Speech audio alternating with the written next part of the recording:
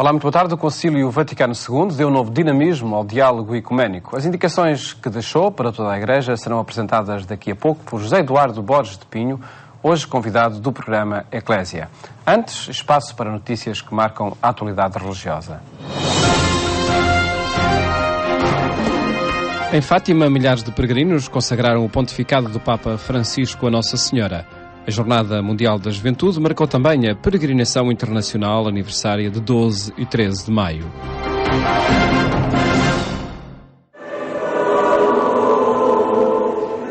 A Fátima chegaram peregrinos de todo o mundo para a peregrinação internacional aniversária de maio, onde aconteceu a consagração do pontificado do Papa Francisco à Senhora de Fátima.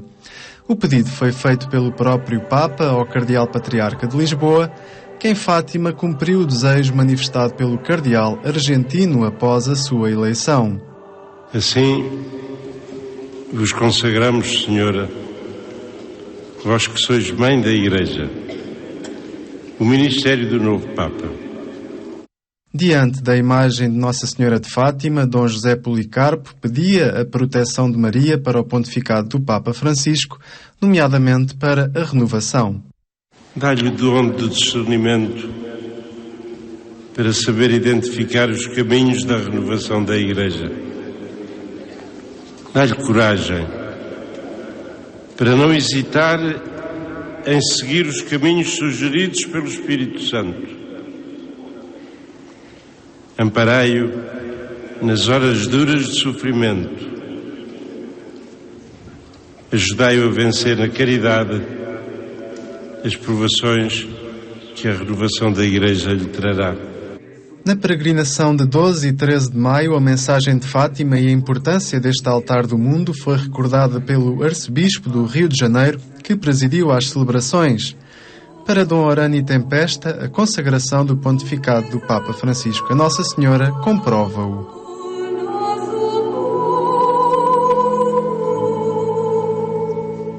Este é um privilégio de Fátima que a todos nos alegra e conforta.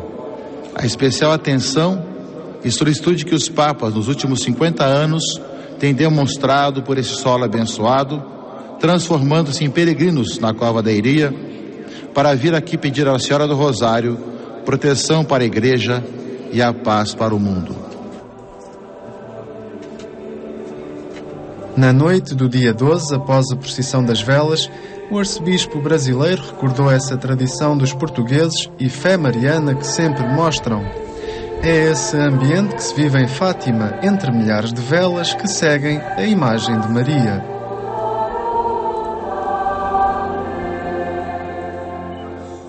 Mas a passagem por Fátima do arcebispo brasileiro foi sobretudo uma ocasião para falar da Jornada Mundial da Juventude. Acontece no Rio de Janeiro, onde se esperam 2,5 milhões de jovens nos grandes encontros com o Papa. Um acontecimento histórico para a cidade e para as próprias jornadas. A Jornada Mundial da Juventude no Rio de Janeiro é a primeira em língua portuguesa da história. Por isso nós gostaríamos de salientar a todos os países lusófonos, não é? Que é uma oportunidade primeira que acontece. Já tivemos jornadas em inglês, em francês, em polonês, em italiano, né? E essa é a primeira língua portuguesa. Então, acho que para todos nós, lusófonos, somos realmente agraciados de poder realmente sediar, né? A América Latina é a segunda da América Latina, depois de 26 anos da primeira, que aconteceu justamente na Argentina. A Jornada Mundial da Juventude foi também consagrada a Nossa Senhora na missa da noite do dia 12 por Dom Orani Tempesta, lembrando os que se estão a preparar em todo o mundo, todos os voluntários e os jovens que sofrem, nomeadamente os que são vítimas da violência, do abandono e do desemprego.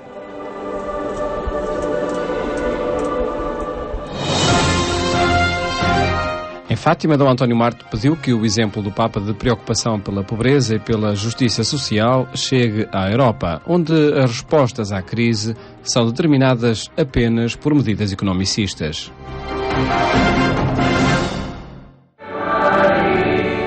O Papa Francisco esteve presente na peregrinação internacional ao Santuário de Fátima, não apenas pela consagração do seu pontificado a Nossa Senhora, mas também pelo exemplo que pode trazer aos governos da Europa. O apelo foi deixado pelo bispo da diocese, onde aconteceram as aparições de Nossa Senhora há 96 anos, que se apercebe do crescimento da pobreza na região. Esta preocupação também do Papa Francisco pela pobreza, um homem que vem de um continente onde se sente de uma maneira muito mais aguda o problema da pobreza e sobretudo o problema das grandes desigualdades sociais, traz para o centro da reflexão este problema da justiça social, da dimensão social também do desenvolvimento, que na Europa parece estar em segundo plano, se não mesmo até esquecida. Um desafio que Dom António Marto dirige a todos os responsáveis e atores sociais. Ver que é todo o povo que sofre e que, diante deste sofrimento, deste crescimento da própria pobreza, é necessário um novo impulso em ordem a encontrar um consenso básico, fundamental para todos podermos sair da crise. Preocupação do bispo da diocese expressa por muitos peregrinos em dias de peregrinação ao Santuário de Fátima, sobretudo no ambiente de oração que aí se gera.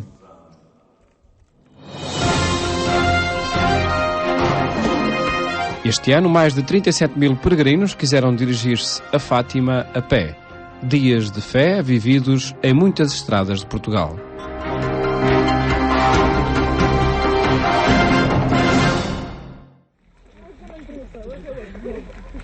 A paz e a tranquilidade do campo e do mar e o pouco movimento de carros leva estes jovens peregrinos até Fátima. Durante uma semana caminharam juntos desde Peniche até ao Santuário Mariano. Foi a primeira vez que a peregrinação nacional das equipas de jovens de Nossa Senhora fez o caminho do mar. Começamos com uma oração da manhã, depois ao longo da manhã temos duas paragens com o aprofundamento de alguma parte do tema.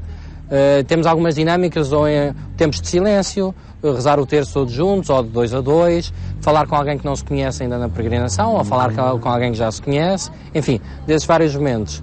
E depois à tarde, normalmente, quando chegamos, temos a celebração da missa, ou com o grupo dos peregrinos, ou integrando-nos na vida da comunidade. Se houver missa na paróquia, procuramos integrar-nos. E depois à noite, depende, às vezes temos noite de oração.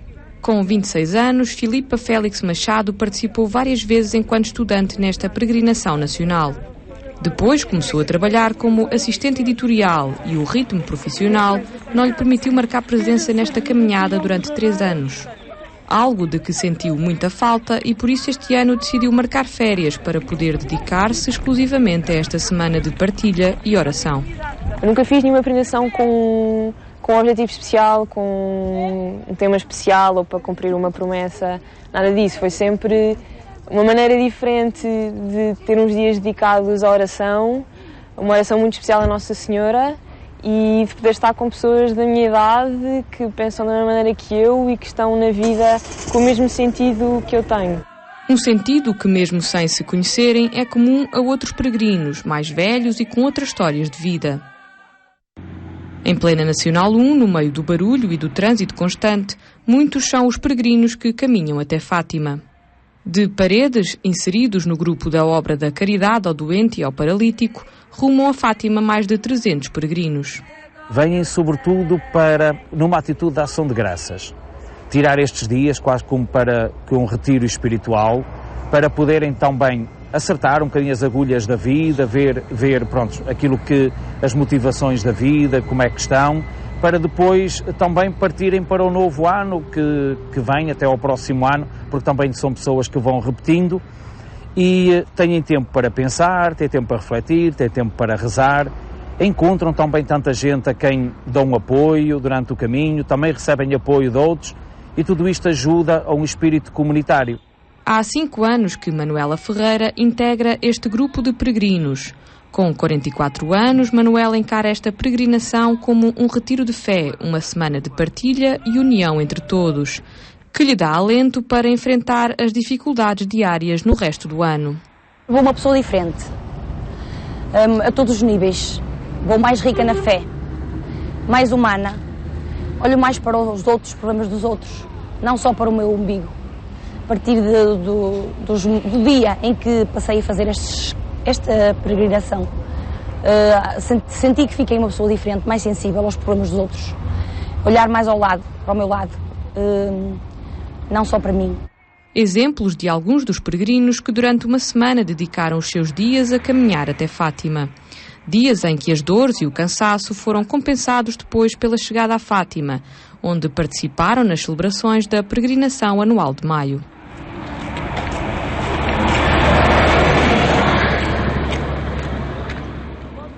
No portal de informação da Igreja Católica em Portugal, em agência.eclesia.pt, pode acompanhar e atualizar a informação religiosa em Portugal e no mundo. Agora divulgamos conteúdos relevantes do Concílio Ecuménico Vaticano II, que marca a história da Igreja desde há 50 anos.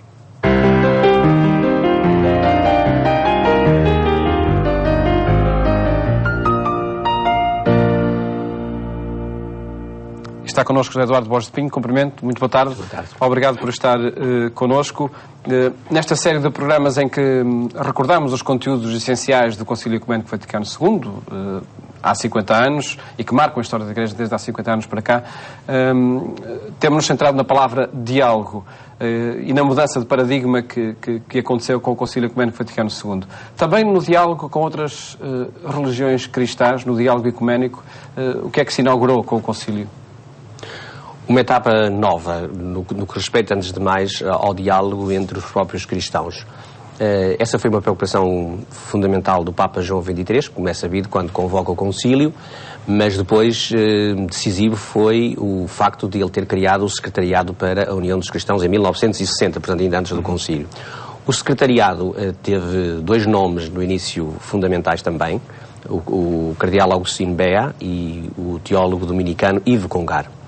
E nós hoje temos bem consciência da importância que estes 2 homens, esse secretariado e estes 2 homens em particular, tiveram em todo o processo de reflexão conciliar, porque o Secretariado para a União dos Cristãos, era assim que se chamava o atual Conselho Pontifício para a Unidade Cristã, para a promoção da Unidade Cristã, esse secretariado acabou por ser promovido ao nível de uma comissão conciliar, portanto, adquiriu um estatuto de intervenção que foi extremamente importante para todo o processo de reflexão conciliar. Há vários documentos que não se entendem sem a contribuição específica desse secretariado ou das pessoas que o constituíam, nomeadamente o padre Yves Congar, embora depois isso se concretizasse de forma muito mais nítida no documento sobre o ecumenismo e no documento sobre o diálogo interreligioso. Aprovados no Concílio Vaticano II. Esta temática viveu, de facto, de uma sensibilidade grande do Papa João XXIII para o tema? Essa sensibilidade já havia em alguns setores particulares da Igreja Católica, lembro sobretudo de algumas abadias, alguns teólogos, mas sem dúvida que a experiência pessoal do Papa João XXIII foi determinante. Ele esteve na Turquia, ele viveu de perto a experiência de relações também entre cristãos e não só, nomeadamente também com os judeus. E o Papa João XXIII era um homem que tinha uma enorme consciência histórica. Ele era historiador, digamos, de raiz. E portanto, ele tinha consciência que havia todo um processo de evolução das coisas, de maturação também, que precisava de um momento certo, de um momento adequado, para ser refletido em conjunto. Porque quando o concílio se realiza, no início dos anos 60, já havia um caminho ecuménico não católico, no meio evangélico ou protestante, como assim se pode dizer, em que de facto o esforço de unidade cristã tinha adquirido já alguma forma e alguma visibilidade. Lembro particularmente o Conselho Ecuménico, o Conselho Mundial das Igrejas, fundado em 1948. E portanto, naquela altura, havia já a consciência de que a Igreja Católica tinha de dar uma resposta. O mundo também não católico tinha evoluído bastante e pedia dos cristãos e pedia da Igreja em concreto uma resposta. Essa resposta foi dada logo de início com o convite que foi feito aos observadores não católicos para poderem estar presentes no concílio. Esse problema marcou, e essa temática, o Concílio Vaticano II. Foi aprovado um decreto sobre o ecumenismo. Que contributo ele oferece a esse diálogo com as outras confissões cristãs? O decreto sobre o ecumenismo é, sem dúvida, um documento muito importante como síntese já de um caminho percorrido, mesmo dentro do próprio concílio. Mas, de facto, ele só se entende numa leitura conjunta com outros documentos, nomeadamente particularmente dois, precisamente a Lumen Gentium,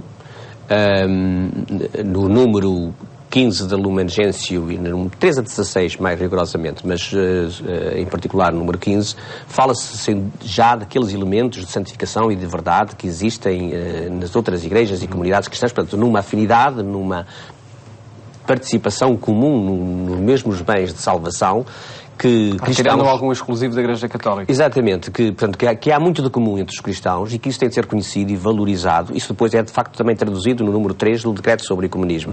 Mas a abertura, mesmo depois os próprios observadores não católicos vão sublinhar isso, o facto mais saliente acaba por ser, não imediatamente o Decreto sobre o Ecumenismo, mas a ideia de uma renovação, de uma disponibilidade para o diálogo, de uma atitude de abertura que a Igreja Católica coloca no concílio e nessa perspectiva, portanto, convido-os também a entrar numa nova fase.